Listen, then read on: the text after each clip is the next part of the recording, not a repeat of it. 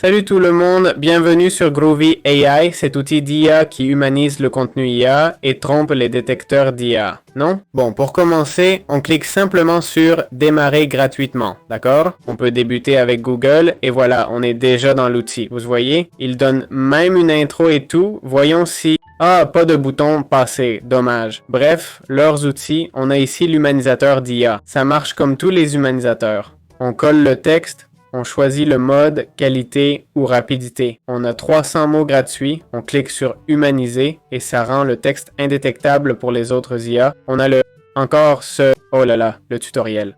On a le résumé qui nous fait des synthèses rapides, des notes, quoi. Ça structure tout automatiquement. Mais ce qui démarque vraiment l'outil, c'est l'humanisateur, hein. Tout ça est... Non, les outils d'études, bon... des fiches d'études et tout ça. Ça peut être intéressant, je dis pas, c'est une approche sympa. Au final, ces outils, ces humanisateurs d'IA, on les veut pour deux raisons. Un, les gens croient qu'avec ça, Google ne verra plus que le contenu de ton blog WordPress. Tu crois que Google ne détecte plus que c'est écrit par l'IA? C'est possible qu'il ne le détecte pas. Quoique, bon, j'éviterais de défier le meilleur navigateur du monde, celui qui contrôle tout Internet. C'est comme affronter le boss final, non? Ça pourrait marcher un temps, mais pas sur le long terme. Google accepte l'IA si le contenu est unique, travaillé et vient d'un expert, etc. Bref, il faut de l'autorité. Mais je ne veux pas m'attarder là-dessus. Ensuite, il y a l'autre catégorie, les étudiants.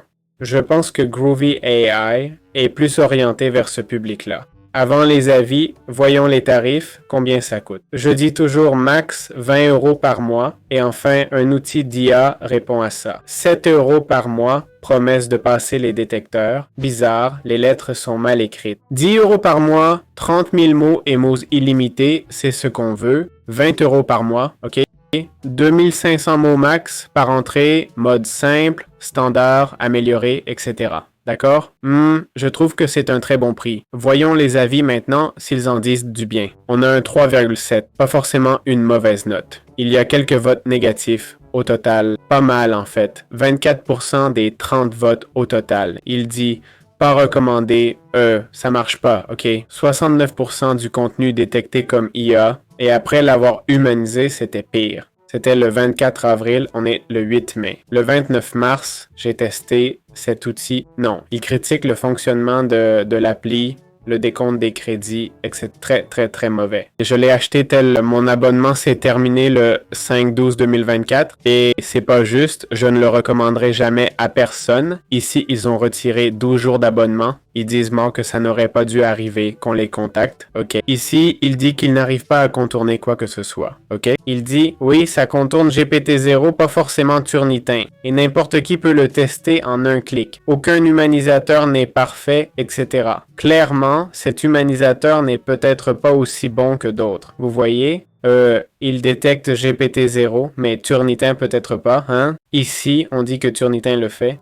Et là, on dit que GPT-0 ne passe pas. Il dit, si GPT-0 ne passe pas, comment Turnitin, censé être meilleur, le ferait? Mais ici, on nous dit qu'il dépasse GPT. Bon, c'est parole contre parole. Clairement, aucun humanisateur ne marche à 100%, c'est comme ça, ok? Mais bon, on a 3,7 étoiles.